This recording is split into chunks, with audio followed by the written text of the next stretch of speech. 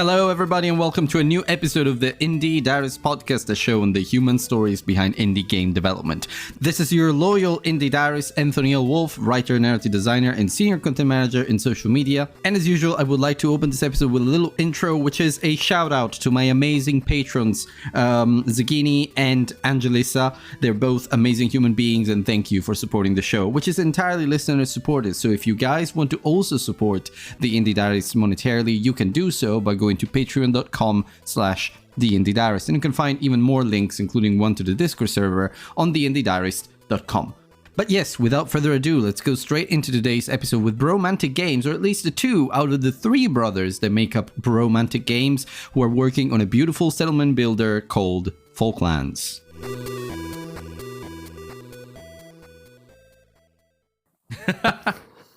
Yes, liftoff. So, hello everybody, and welcome to a new episode of the Indie Diaries podcast, a show on the human stories behind indie game development.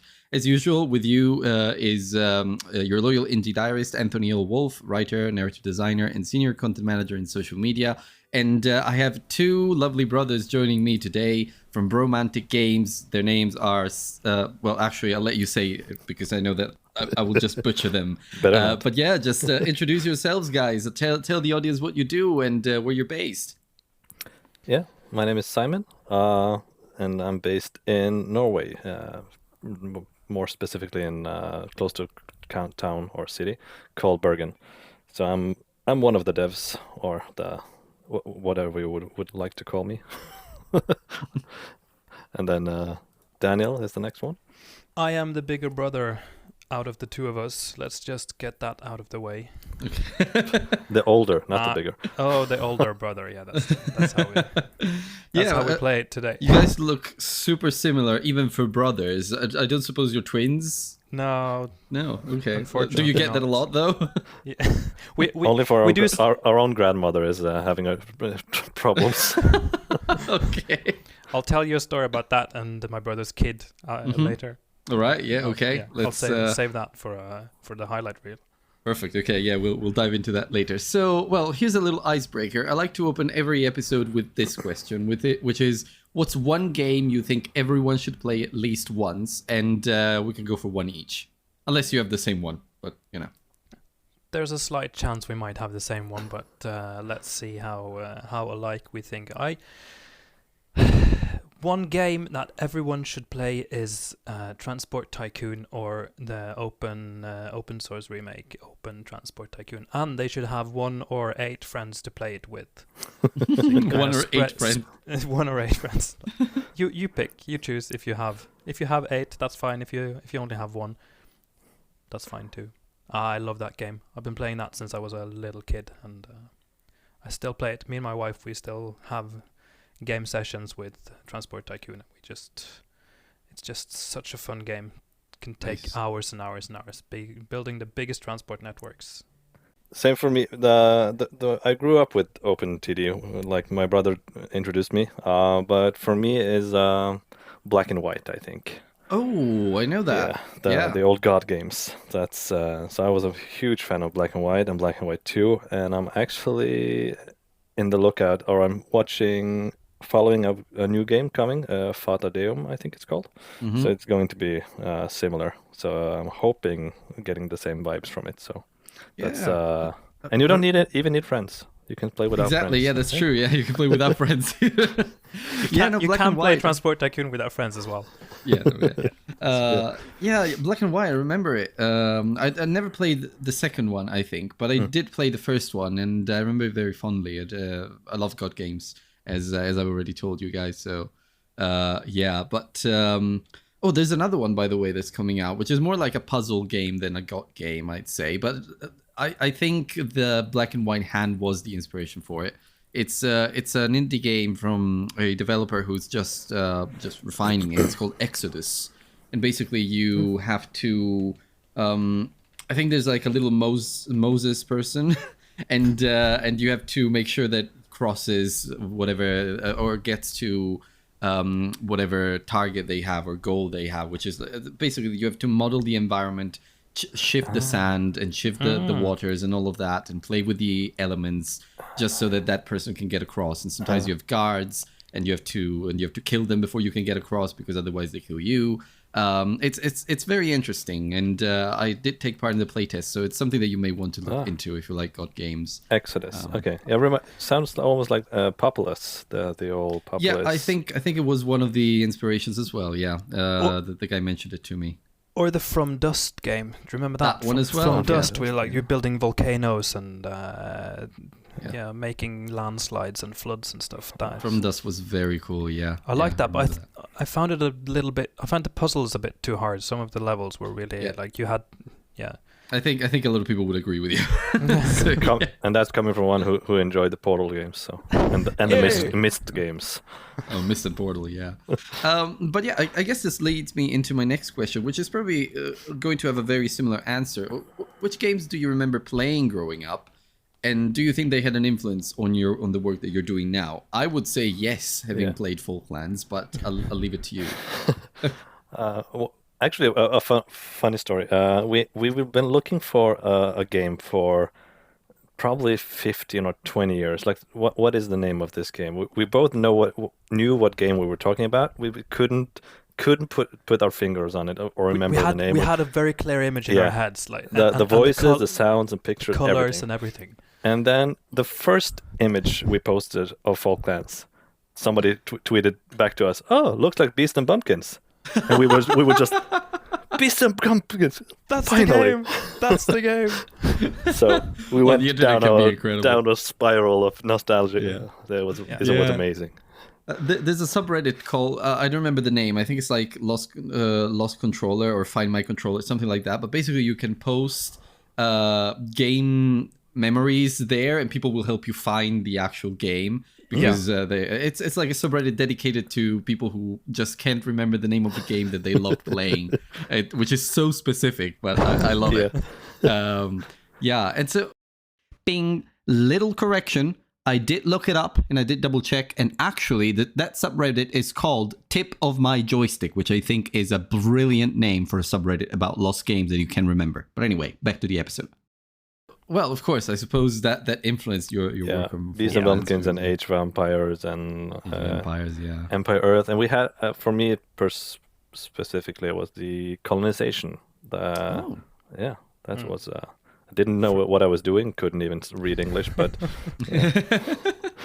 Yeah, no, same. I'm not native English. I'm Italian, and I played so many games when I was a kid that were only in English, like Final Fantasy VII. And I understood no word out of the entire game, but I just went with it. And at some point, then I started understanding English a bit more, and now I can actually play it.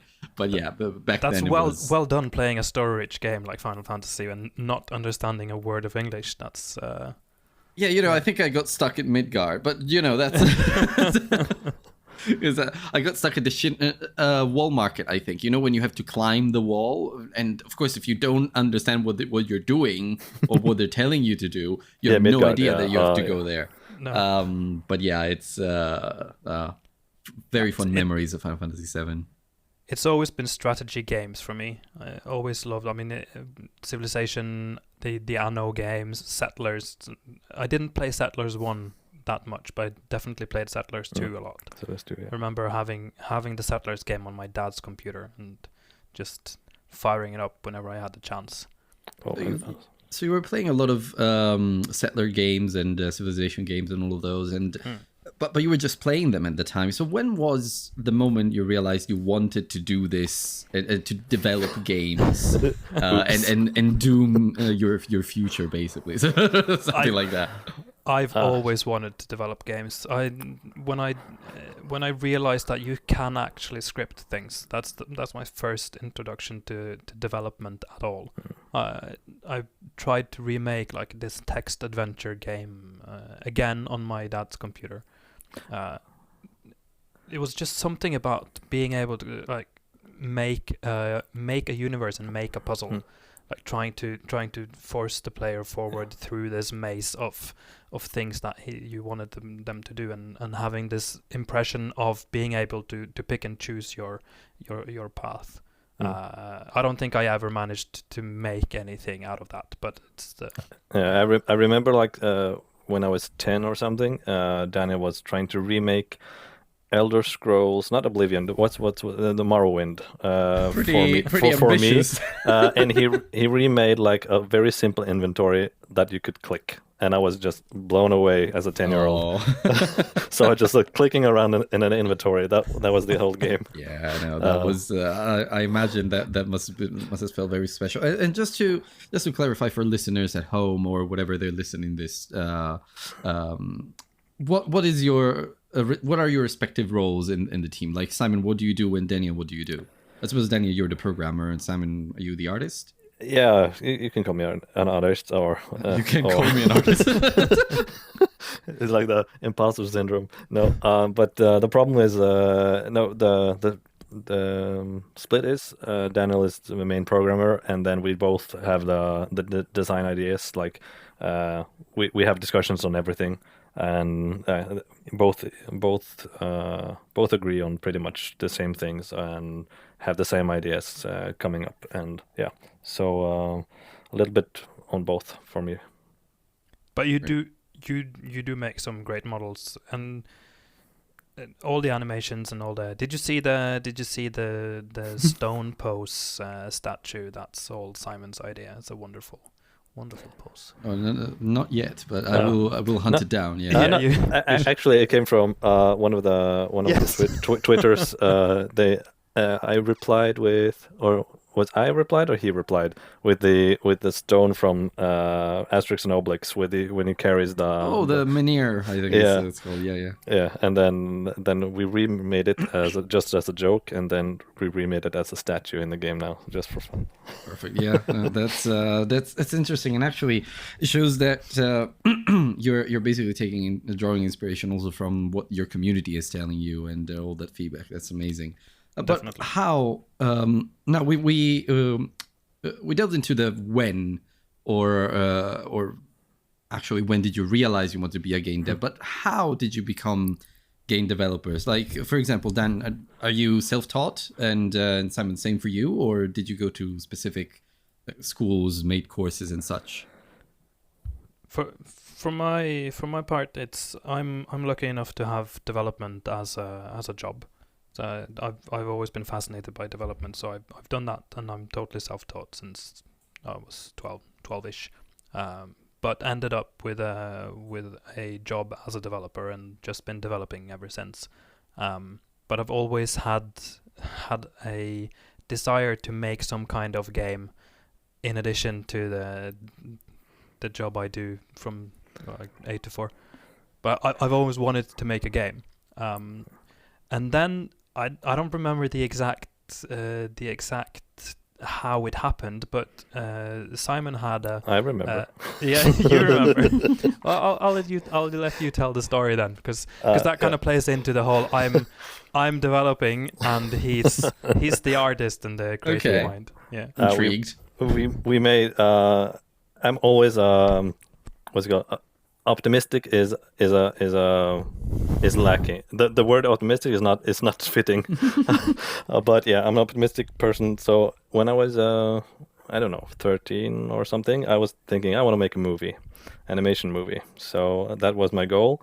So I set out for that with a lot of internet friends, and we started like developing a script. Some guy in Australia, he wrote a 60-page long script for the movie, and I'm not sure where he is now. He went on to be a journalist or something, but either way, so we focused on that. And then Daniel said, would be great to make a game together, just like a side joke. And then for some reason, I don't know why, but for some reason we ended up starting on a card game.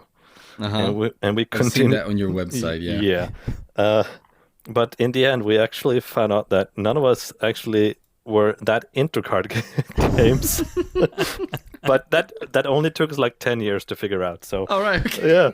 But so at least we developed it. We started that in I think it's 2008 or something. We started with that project, making it into a card game, and then somewhere around 2021, we both why are we doing this? Do you enjoy this? No, I don't enjoy this. What about you? No, I hate this. Okay, then. Maybe we should make a game that we like to play. Yeah, that's a good idea. Let's move on to that then. Well, then maybe you can answer me this question, because it's something I'm just thinking about now. So not part of the things that I already had in mind. why you're not the first one who says that either they would like to do a card game or they start with a card game. In your case, you started with a card game, but a lot of developers that I met, even here in London and such, I asked them, "Oh, what would you like to do next?" or something like that, and they're like, "Oh yeah, I would like to do a card game." Why is that? Because I can play card games, but I wouldn't say I'm into card games. What is that fascination with card games, and why do you think there is something like that in indie game development, or in game development in general, I suppose? I don't know. Sounds simple until you Yeah, start. I think it's the approachability of it. I think it's something that we remember from either growing up or from having time off. It's like, do you want to play a card game? Yeah, I'll play a card game, and then you start off with something simple like Dominion, or if you're into collectibles, like you'll probably end up playing Magic or something. Something simple, yeah. Something simple. No, but it's just something simple like Dominion. The rules are simple, and the game techniques are simple. There's numbers, they match up. You have some effects, and then it's kind of it's easy to build on. But digital card games is a whole different story. And when we started back in 2008, 10 and ish, there weren't that many digital card games. That's been it's been a trend, I think, for the last 5-6-ish years, where pretty much that's when Hearthstone came out. So and now there's Marvel Snap, which is also super popular. So right. So then I think that's inspired a lot of developers as well. So they see that you can actually make a successful card game, and then everybody wants to have a try. At the same time, it's interesting, but for an artist, it must be a lot of work, because you have to come up with illustrations and design for every single card. Yeah. So back then, we just hired people for the art, because I like to draw, but I'm not a professional artist. So for 3D modeling and 3D animation, I can do pretty much what I set out my mind to, except for some really good 3D models for organics. But other than that, I can get it done. But for drawings, no, not even close. So we hired a lot of people through the Upwork, the platform. Oh, Upwork, yeah. So a lot of great artists, and actually one of the concept artists we're working with now is through Upwork, just to get some ideas, and for who created the character designs for Sigrid and Olaf for the game. So that's So you found your way around the workload required by a card game, pretty much. Yeah. Okay. I think that's probably one of the reasons why so many want to make a card game. Yeah, simplicity, approachability. Although it can be a lot of work, and digital card games are different from physical. I think balancing. We did actually make a physical copy of our game as well. Yeah, we printed it out on cardboard paper and tried to actually play it offline. It didn't play as well offline as it did online. But plus the issue with us living 6 hours apart. So it's that you want to play a game? Yeah, soon. Yeah, I'm sure that brings some challenges. Yeah. All right. So, and was that the card game you mentioned was the first game you developed together? But Dan, the first game you ever developed wasn't that one. It was it the text adventure or something, or was it something else? Do you have funny memories from that time? That's being able to develop a game has always been like a dream. It's something I'd want to do, but I didn't have the time, or I didn't have the inspiration, I didn't have the game idea, basically. So when me and Simen got together and realized we have a universe, we have some concepts and ideas, that's the first time I made a proper game, or we made something that could actually be played. Before that, it's always just been like prototypes. I made a terrain generation engine in Python once, trying to recreate OpenTTD, but it's never materialized into something I could actually play. Okay. So I think that card game is the first real attempt. Yeah, it must be the first real attempt. Yeah. Yeah. And but it's a bit daunting as well, because when you make something and then you let other people play it, it's kind of it's scary, isn't it? It is. Yeah. Then you suddenly realize how little you know, and then It goes This from is being this is a fun great hobby. idea, and then people are like, "What is this? How do?" Oh, okay. Yeah, because you can get very stuck in your own mind in a way. So you designed it constantly. You're like, oh yeah, this works great, but actually you've been working on it for a long time, so you know the ins and outs of it. But someone who's approaching it like with a fresh pair of eyes, they will be like, oh, I'm not sure what this is supposed to do. So yeah, but That's and something that we learned from the card game as well. Being as soon as we let other people play the game, we realized how much time we'd spent with the game and kind of gotten blind to the basic issues, and then letting like 2 or 3 people play it and suddenly realize, oh, we need to explain this, we need to figure out a way to explain this technique, or there was so many things that we changed after just having a few players play it. And But even that things that experience we was very get, valuable as well. and even things that we get focused on, like that. This is going to be a major issue for people playing, and then nobody notices that issue, but everything else is like, but see over there, that's the problem, but nobody notices. Click there. So trying to shout through the screen. yeah, because then you don't really. I mean, your expectations are kind of turned inside out in a way, because then you expect something to be a problem, then it isn't. So yeah, it's playtesting is always fun. But I guess this brings me, or connects at least, with the next question that I had for you guys, which is the core of these episodes most of the time. Why are you a game developer? What is it that drives you forward? And it's something that either of you can answer. I'll let you go first. Oh, dear brother. Sorry. This time we talked, and because we really want to create a game that we love to play. Like we set out Folklands to create like the old feelings from the old nostalgic feelings, but also a game that we would like to continue to work on, even though nobody would like to play it. So like, what would we like to see in a game like this? So that has been our focus this time. Like a game that we can play with us, and that's also why we started with the whole cross-platform and multiplayer thing from the start, because we love to play like OpenTTD and the Settlers game, but the multiplayer part, the working together, even though you're not fighting each other, but just playing in the same world. Like, oh, look at this. Oh, I'm having a look at his city. What's he doing here? Like, just the general feeling of playing together, like from being young, like playing with friends. Yeah. So just that was what we set out to do. Not sure what Daniel did, but I did. It's the same thing for me. I trying to recreate or give myself the feeling that I had when I discovered some of these games, because it's being able to discover a new universe and being able to kind of build in a world, and then you can do that with your friends. I loved that when I played the Settlers and Anno games, and I want to.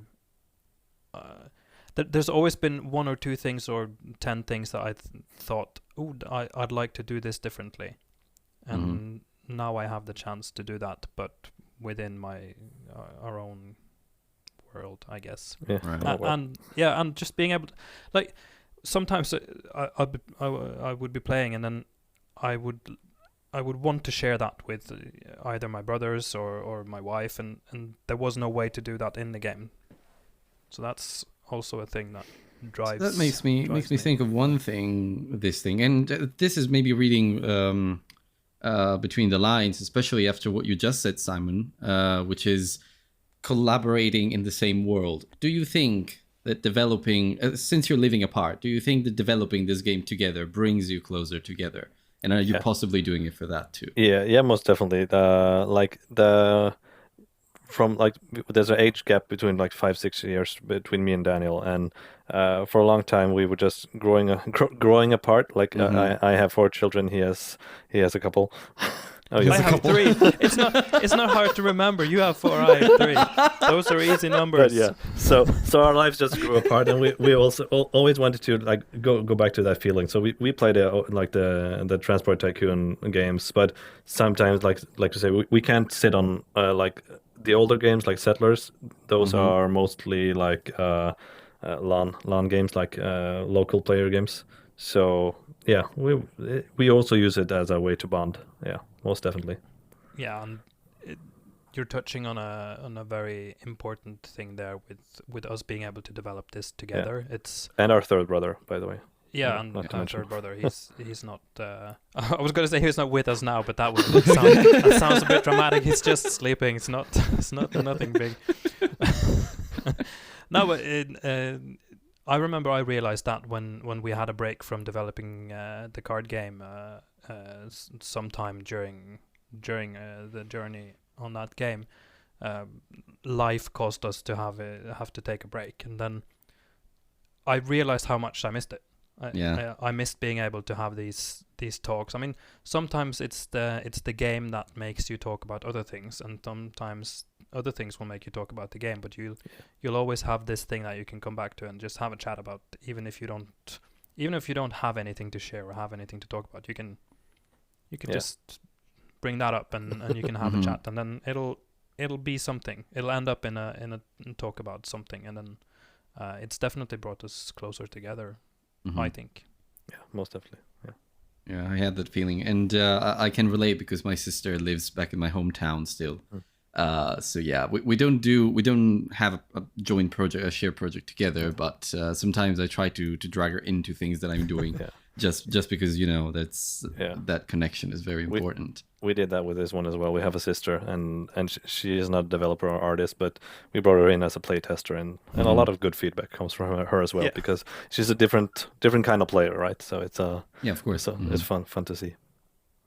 And so here's an honest question though for you guys: what's it like to develop to run a development studio with your brothers? We're lucky enough to have the same influences, as a kind of the same background and the same interests. So our ideas and thoughts, they align more often than not. Yeah. Okay.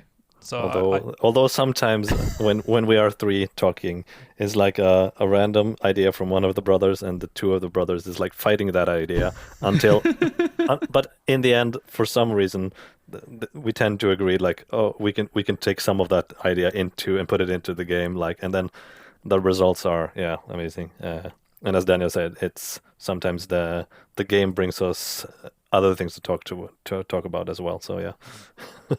But I think that's growing up with brothers. You have that dynamic in life as well. You'll have fights and you'll have discussions and you'll have disagreements, but in the end, you really want to work together. You want to be together, and bringing that into game development means you can use the same techniques. I guess you disagree.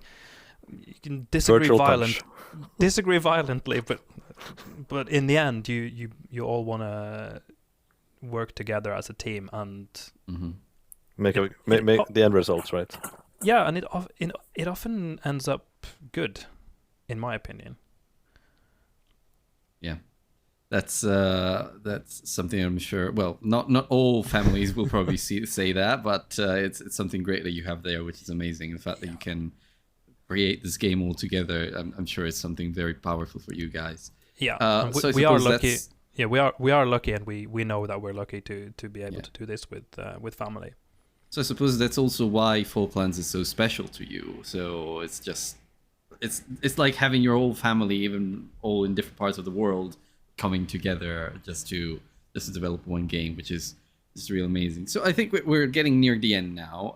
Got just a couple more questions for you. And I want to move the focus for a little bit, just for one answer from you guys on your experiences as indie game developers. So, of course, a lot of indie game developers suffer, not necessarily suffer from isolation and such, and maybe discouragement and all of that. That may be mitigated by the fact that you are all working together, of course. So you don't feel that kind of loneliness as much.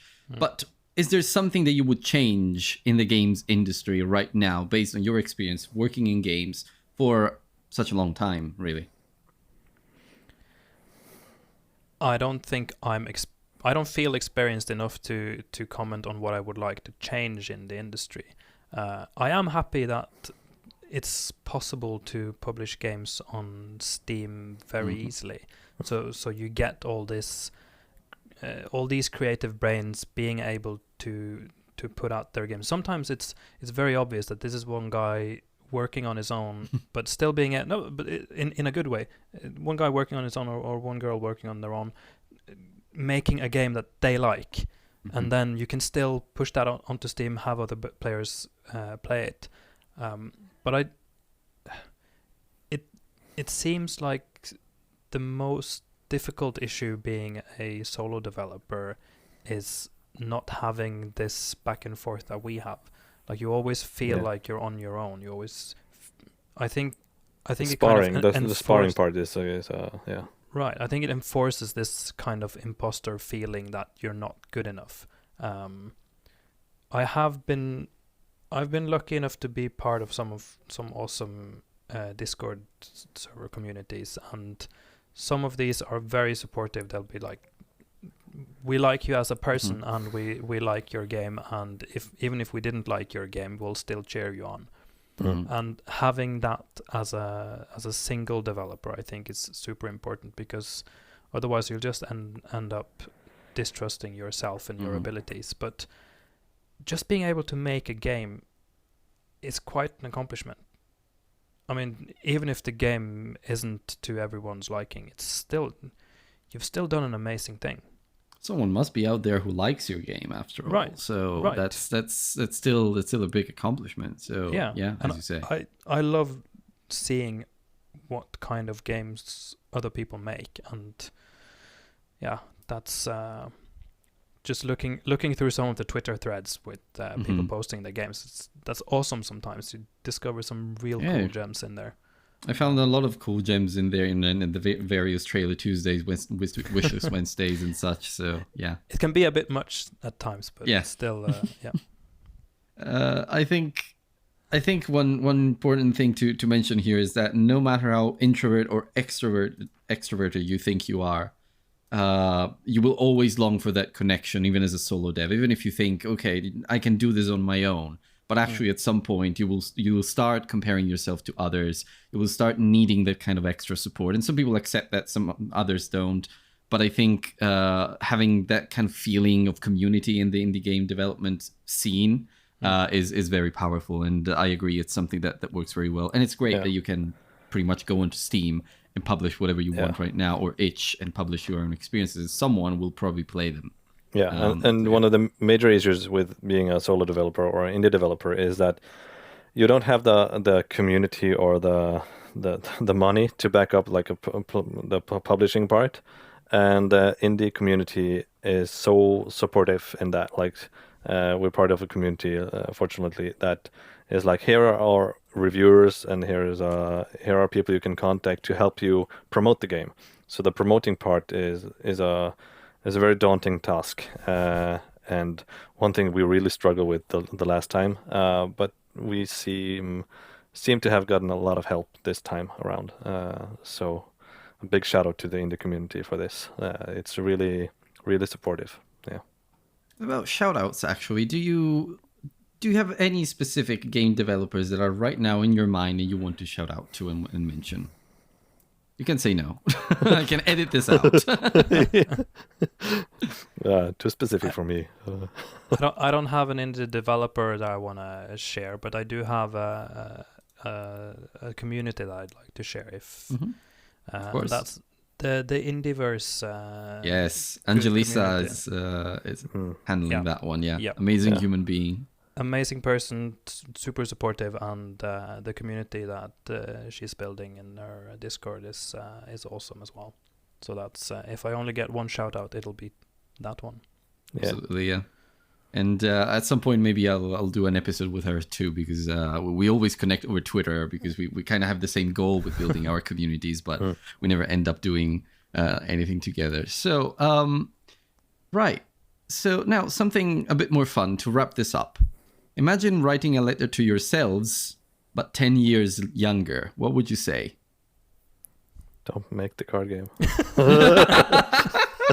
Perfect. We can wrap this up. That's great. Yeah. Yeah. No. Make something you love. Make something you are passionate about, and have fun doing it. Like if it's not fun doing, then it's not really worth it, because you're just giving yourself like pains that you're not going to enjoy it. We really enjoyed making the card game, even though none of us really were card players. Games. Yeah, but like the first one was a chess game. Yeah, it was all a mess, but we still loved it. The experience, yeah, we can't live without it. But if I would like to say one thing, it's just like make a game you really want to play yourself. It's like the focus on that, and then because the development process on this one is vastly different from what we experienced, like the time and how far we feel, at least, we've progressed in such a short amount of time. Yeah. What about you, Daniel? I'll just co-sign his letter. Perfect. I second his opinions. Right. And lastly, if you had unlimited budget and time, what game would you create? Folklands. The same game. Great. We just want more people to play it, so we can get more ideas. And yeah.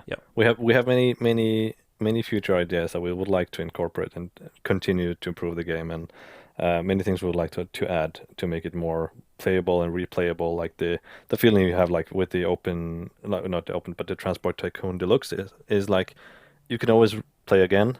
And it's different, even though it's the same mechanics, same thing, and all these experience. Yeah. So something will be different, but still the same. So that's one of the feelings we want to aim for as well. Like I can play this once more, same game, but something will be different. Yep.